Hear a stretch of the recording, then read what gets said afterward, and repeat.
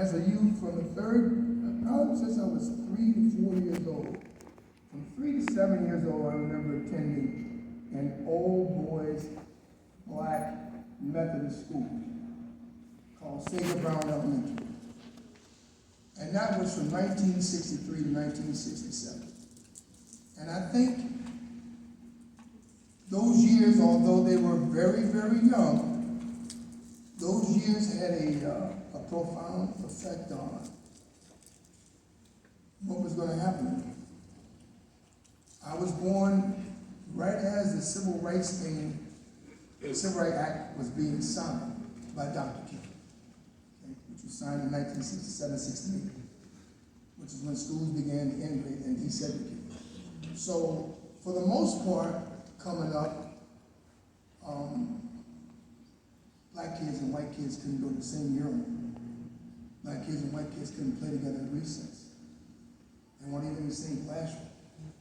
So until 68, when my school changed, my parents said, okay, let's try this. We tried it. It worked.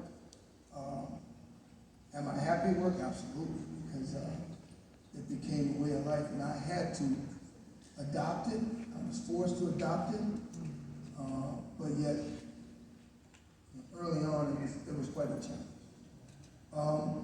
I was able to see the forest despite the trees, and I knew that in order to level the playing field, I need to have the full playing field as my arsenal. So I think that those years were extremely formidable in the development, the youthful development of myself, and a whole bunch of other kids. A long time ago, but still very emotional. Very emotional because you, listen, you never forget where you come from. That's one of the things I never forget, where I come from. So I'm extremely humble that way. I think that's what brings me to want to be here to do this today. It's for that, because I'm honest, because I'm integral, and because I believe. And that's what that guy, Dr. King taught me, is for black kids to be able to dream. Dream, visualize yourself doing it. Talk to any great athlete. Any one of you out here, talk to any great athlete. I don't care if it's Michael Jordan, Magic Johnson, you name it, you pick him, Kareem Abdul-Jabbar. They all dreamed and envisioned the success they had. And they take their gift and they use their gift to help them. You're no stranger to education, and you went back to school to pursue an advanced degree. So that gives me, thank you, because now I get to tell my kids, stay in college, finish it. Yes.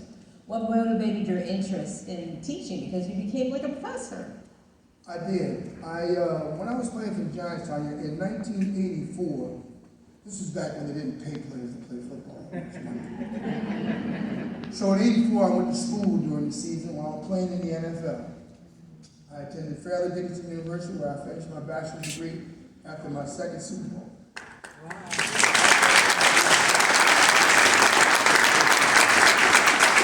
That led me to want to do more. So I had a job in the off season. I worked at the racetrack in the Meadowlands. I went back to school, and going along the way, I met people. One thing led to another. I met an attorney who happened to be working at Seton Hall. She said to me, "Leonard, you've done so well in the finance business. You got this bachelor's degree in business administration. Why don't we put you in the Stillman School of Business? Why don't you pursue your MBA? And why don't we get you as an adjunct professor?" I said, "And that'll pay for it?" "Absolutely." I'm in. So that's what got me to Seton Hall. How do you find the time? I found it. I made it. I would travel from Boca Raton to New Jersey twice a month. I would teach in the Stillman School of Business. I lived out of the Short Hills Hilton, not a shabby place to live, 5-star hotel. And I did my work. And I put in my work. I served as an executive in residence for the first 2 years. And I continued to profess in the Stillman School of Business. success because you put it in your mind, I'm going to do it, I'm going to accomplish it, I can do it? I humbled myself. I didn't think of myself as this NFL superstar slash Super Bowl winner slash Hall of Fame type athlete. I saw myself taking my story, my journey, and then spreading it, and how many lives I could touch. And some of those kids that I touched are doing very well. I got one young man, I don't want to mention his name, but I'll mention his career. He started with me at Seton Hall. He ended up working in the NFL for a minute, NBA for a minute. Now he's working with an NHL team in Colorado that's won a couple of championships. I have another young man that rose from the accounting department at Mercedes-Benz to now the chief financial officer at Mercedes. And also on my students at Seton Hall. So I'm proud of that, just as much as I'm proud of those 2 trophies I have in my office. Passing on what you learned. Yeah. What led you to go into a career in the NFL?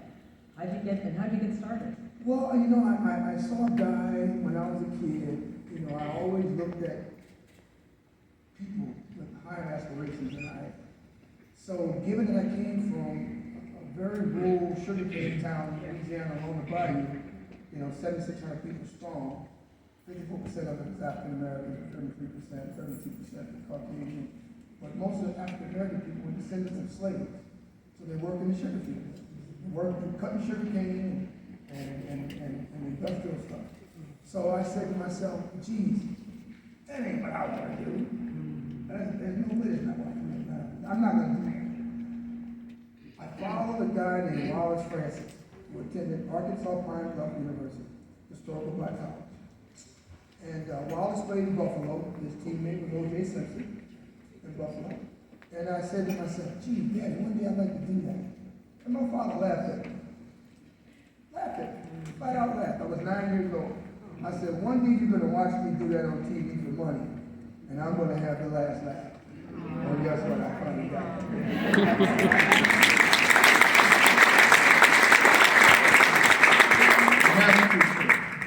So how did it all happen though? When you went to high school, did you play? Did somebody spot you? Did you get noticed that way? Well, I got noticed I got noticed playing bitty basketball. I was playing bitty basketball with a bunch of kids throughout the state. So half the kids that I played with went on to go do big things themselves at college level, but many of them kind of fell by the wayside. But 2 guys that I remember like yesterday ended up becoming somebody. One of them was a kid that played football in high school against me in New Iberia. His name is Johnny Hector. Today he and I still talk. Johnny and I beat up on each other in high school. He was a runner, I was a linebacker, so my deal was to knock his brains out every time we played. So we just stayed good friends, and we just had these high aspirations for ourselves. And you know, I got recruited by every school in the country. I got recruited by Alabama, University of Oklahoma, University of Southern Cal, Notre Dame, and a team out of Texas A&M, under Coach Jackie Sherrill. And this guy from Baton Rouge comes with my parents. And he says, I want Leonard to play here in Baton Rouge. I want him to stay here. A guy named Charlie McClendon. And I liked him. I liked the conversation we had. In my house, in one place was Bear Bryant, the other place was Barry Switzer, and in the room of my parents was Charlie McClendon. And I finally made my mind up and said, you know, I think I'm going to stay home and play at LSU. And the worst of it is, if I go to school and I get the proper degree, I could end up in New Orleans working in a hotel, hospitality. That was my goal, to work in hospitality. You know, and I said to myself after I got involved, oh, one day I could own this hotel. So I don't think I want to do this anymore. So I got lucky, but I caught a break. I took advantage of it. And the one thing that I'll say, and I adopted this early on, and this got put in my mind by Bill Parcells. He said, Leonard, just look at it this way, son. As long as you're green, you'll continue to grow. So you think you're right, you'll begin to ride. And I never forgot that. I never forgot that. Say it again. As long as you're green, you'll continue to grow. It's when you think you're right, Mr. Know-It-All, you'll begin to ride. That was Bill Parcells. That was good.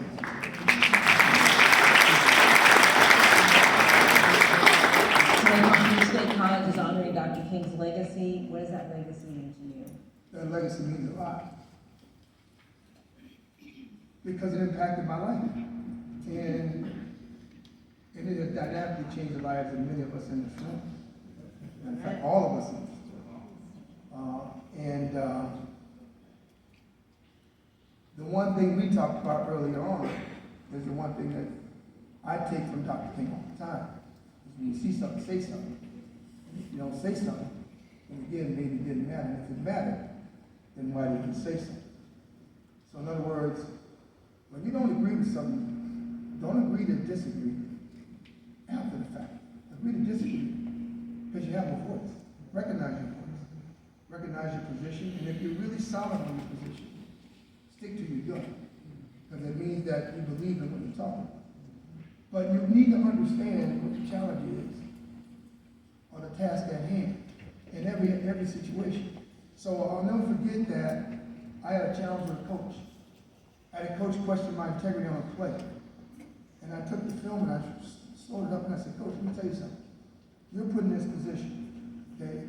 That young man, if I take my helmet and put my helmet in his ear hole, what do you think is going to happen to that young man? But more importantly, what do you think is going to happen to me? Will I ever do that again if he's paralyzed? Will I ever do that again if I give an opportunity? You've got a minute point to make that decision. That's life. Everyone in this room is going to get to that point. Everyone. You're going to have to make a decision. It's going to be an instantaneous decision that you'll have to make. It will affect your life in a positive way or a negative way. But you need to be able to make that decision and then be good with that decision. You often use this quote, the greatest component to success is failure. It is. Because it teaches you who you are. It teaches you, because the people respond. You look at all the great people that have done it. You look at all the champions that have won it. You look at all the successes that have been told. All of them have a point in their life that was pivotal. That things didn't go the way they expected. Things didn't go the way they thought. And if it did, then who would they be? So every great football coach, every great football player, every great boxing talent, basketball player, you talk to 50 million people, they'll all tell you the same thing. The greatest teacher of success is failure. And if you fail, the business fails to get up one more time and you can be knocked out. That's the mark of a champion. A champion is resilient. Don't take no as an answer. Did you ever get to a point where you felt like it was embarrassing to be a failure? Or how do I push through this? How do I get through this? This is discouraging. How did you get through? I know you had to face challenges in life. Faced them all. My rookie year, I'll never forget it, I was overweight. I went to camp. I was overweight. I was 15 pounds overweight. And they nicknamed me the fat kid from Louisiana. And I said, oh man, I'm really gonna love this. So I took it on the chin, put that chip on my shoulder, got with my best friend who's sitting over there. Took the next off season, I told him, beat me up. I said, Tim, beat me up. I want to become the most physical specimen I can become. We did that. We continued to grow, and we worked and grew and worked.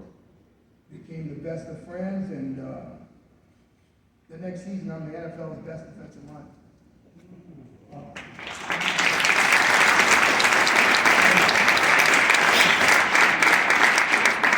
Can I ask how he beat you up? Well, I mean, you know, every day I went to the gym with him, the challenge was to always better my best, to never rest on what I had accomplished. So the day before, I might have hit a milestone.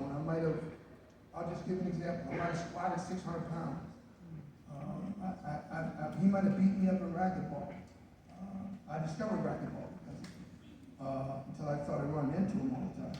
And he said, we can't do this much longer. And we're not playing football anymore. But it just was always a challenge, always to improve my foot speed, my hand-eye coordination.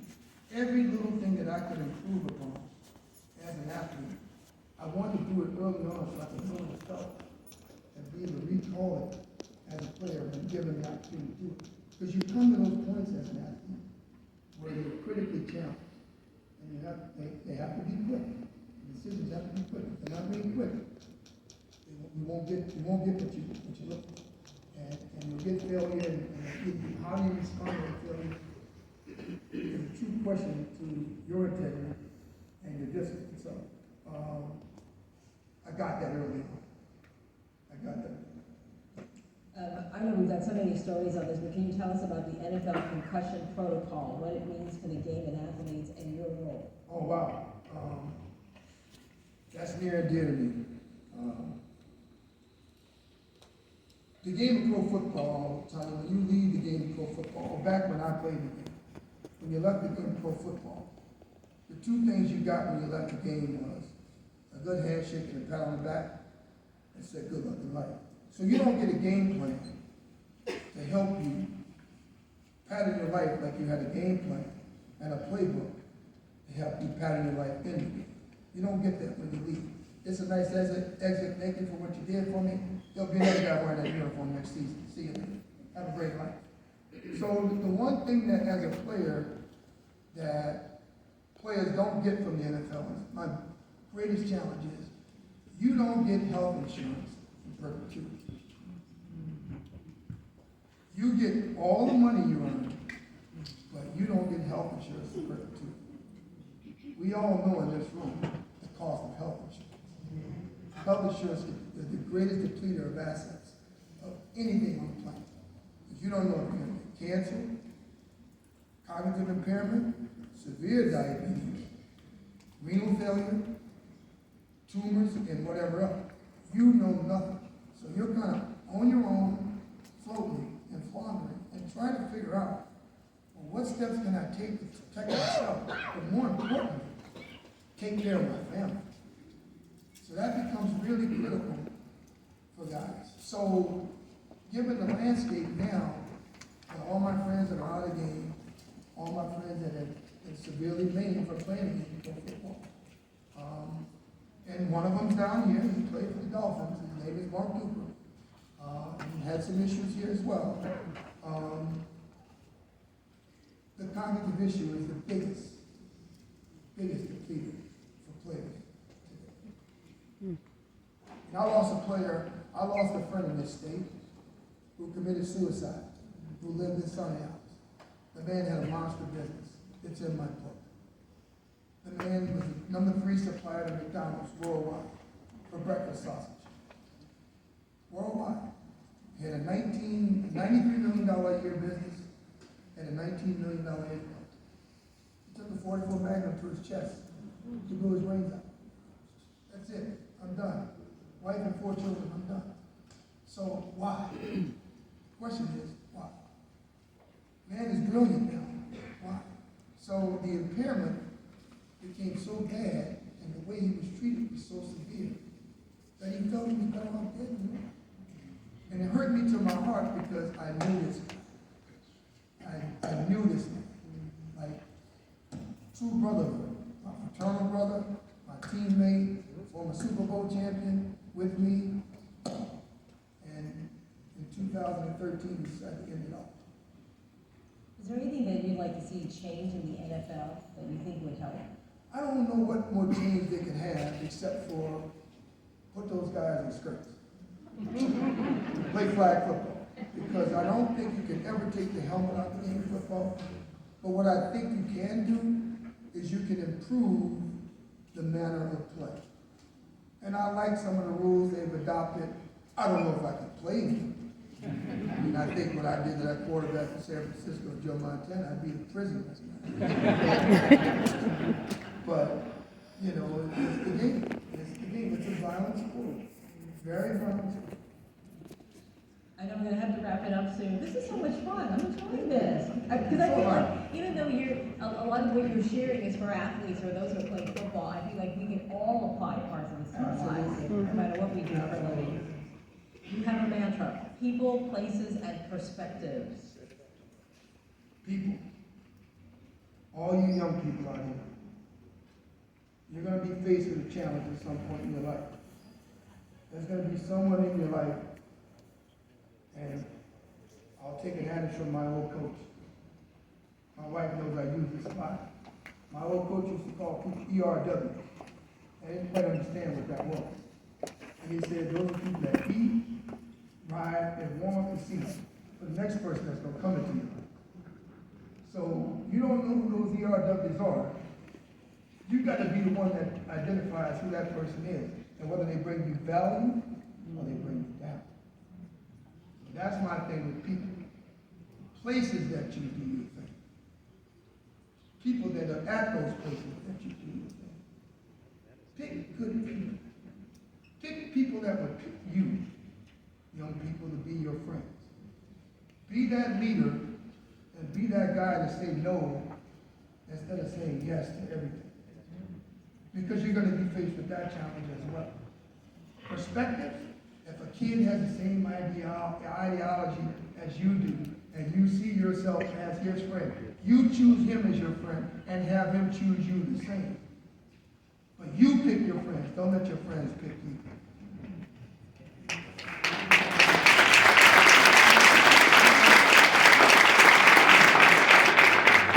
One last question. You're doing so well. One last question. Thank you. In closing, if you could leave one important message with the students, what would you share? Life is like an oyster. You know, one today tastes one way, tomorrow it tastes different. You know, you just kind of gotta let it swallow you up.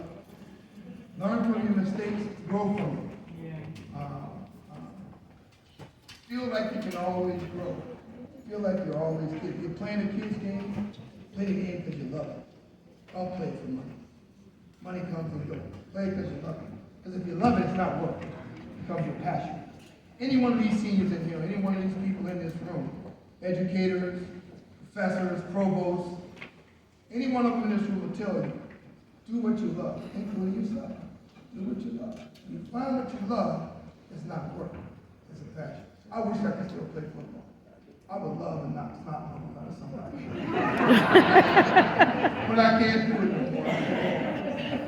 You know, but I had fun doing it. When I was a kid, in my 30s and 20s, I loved doing it.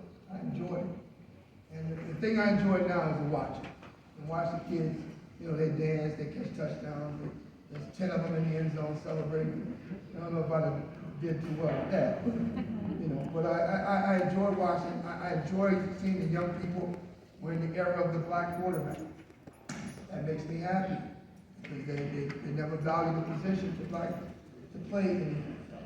Now it's a valuable commodity. So that makes me very happy to see. So all the blessings to Dr. King and everything that he did, everything he represented. And I thank him every day for what he did for me. Thank you so much for doing this. You're welcome.